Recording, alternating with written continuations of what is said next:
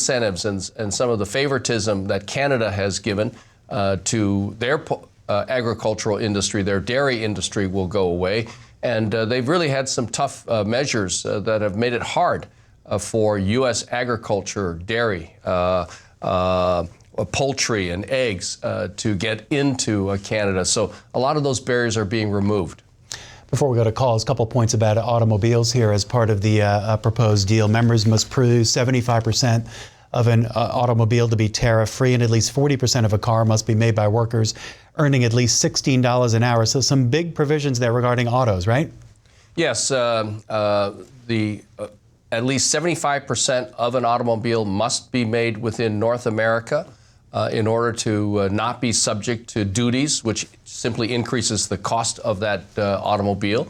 And 40 to 45% of the contents of that automobile must be made where wages exceed or equal $16 an hour. That's really aimed at Mexico. That's really aimed at making sure that that if parts are made in Mexico, that they have to pay at least $16 an hour. This will certainly discourage U.S. companies from having parts being made in Mexico or sending some of the assembly work to Mexico.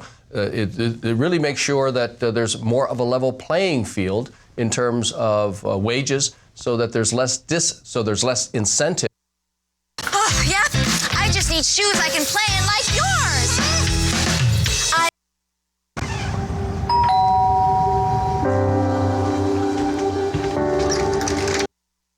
Trafficking cases in our country. We know that the U.S. Attorney is now the Secretary of Labor. That department...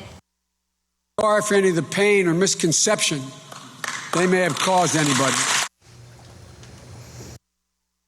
Yes, it's specific things. One of the things I think they may go for is removing all the restrictions in health savings accounts, so you can use that money for over-the-counter medications instead of prescriptive medications. You can have it even if you don't have a health insurance plan.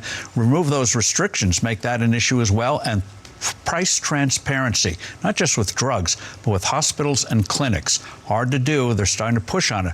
By golly, make that an issue. Say you should know what it costs in advance. All right, the wild card in this is Iran, right?